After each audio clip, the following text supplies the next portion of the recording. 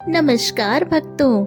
आज कहानी सुनने वाले हैं एक बुढ़िया माई और धर्मराज जी की, जिसे यम भी कहा जाता है। हिंदू पौराणिक कथाओं और धार्मिक ग्रंथों में मृत्यु के देवता के रूप में इन्हें पूजा जाता है। धर्मराज जी की कहानी से कई शिक्षाएं और उपदेश निकलते हैं, जो व्यक्ति के जीवन में मार्गदर्शन में मदद कर सकते हैं। तो सुनते हैं आज की कहानी। एक बुढ़िया माई थी। वह बहुत नियम धर्म से व्रत रखा करती थी। एक दिन भगवान के घर से यमदूत उसे लेने आ गए और वह उनके साथ चल पड़ी। चलते चलते एक गहरी नदी आई तो यमदूत बोले, माई तुमने गौदान की हुई है या नहीं?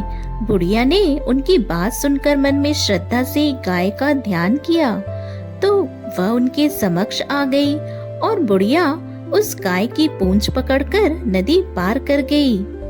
वह यमदूतों के साथ फिर आगे बढ़ी तो काले कुत्ते आ गए। यमदूत फिर बोले, कुत्तों को खाना दिया था या नहीं? बुढ़िया ने मन में कुत्तों का ध्यान किया तो वो रास्ते से चले गए। अब बुढ़िया फिर से आगे बढ़ने लगी तो रास्ते में कौवे ने उसके सिर में चोंच मारना शुरू कर दी। तो यमदूत बोले, ब्राह्मण की बेटी के सिर में तेल लगाया था या नहीं? बुढ़िया माई ने ब्राह्मण की बेटी को याद किया तो कौवे ने चोंच मारना छोड़ दिया। कुछ आगे बढ़ने पर बुढ़िया के पैर में कांटे चुभने लगे तो दूत बोले, खड़ाऊ आदि दान की है या नहीं? बुढ़िया ने उनका ध्यान किया तो खड़ाऊ उसके पैरों में आ गई। बुढ़िया फिर आगे बढ़ी तो चित्रगुप्त जी ने यमदूत से कहा कि आप किसे लेकर आए हो? यमदूत बोले, बुढ़िया ने दान पुण्य तो बहुत किए हैं, लेकिन धर्मराज जी का कुछ नहीं किया, इसलिए आगे द्वार इसके लिए बंद है। सारी बात सुनने के बाद बुढ़िया बोली कि आप मुझे सिर्फ 7 दिन के लिए वापस धरती पर भेज दो, मैं धर्मराज जी का व्रत और उद्यापन करके वापस आ जाऊंगी। बुढ़िया माई वापस धरती पर अपने गांव आ गई और गांव वालों ने उसे भूतनी समझकर उसके लिए दरवाजे बंद कर दिए।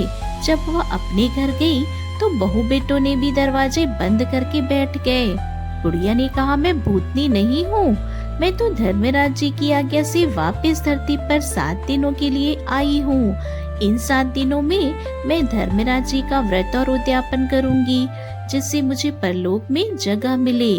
तो बुढ़िया की बातों से आश्वस्त होकर बहू बेटे उसके लिए पूजा की सारी सामग्री एकत्रित करते हैं। लेकिन जब बुढ़िया कहानी कहती है तब वह हुंकारा नहीं भरते, जिससे बुढ़िया फिर अपनी पड़ोसन को कहानी सुनाती है और वह हुंकारा भरती है। तो 7 दिन की पूजा व्रत और उद्यापन के बाद धर्मराज जी बुढ़िया को लेने विमान भेजते हैं। स्वर्ग का विमान देख बहू बेटे के साथ सारे गांव वाले भी स्वर्ग जाने को तैयार हो गए।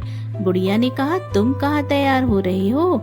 मेरी कहानी तो केवल पड़ोसन ने सुनी है, इसलिए वही साथ जाएगी। सारे गांव वाले बुढ़िया से धर्मराज की कहानी सुनाने का आग्रह करते हैं। तब बुढ़िया उन्हें कहानी सुना देती है। कहानी सुनने के बाद सारे ग्रामवासी विमान में बैठकर स्वर्ग जाते हैं। तो धर्मराज जी कहते हैं, मैंने तो विमान केवल बुढ़िया को लाने भेजा था। बुढ़िया माई कहती है कि धर्मराज जी, मैंने जो भी पुण्य किए हैं उसमें से आधा आप गांव वालों को दे दो। और इस तरह से धर्मराज ने ग्रामवासियों को भी स्वर्ग में जगह दे दी।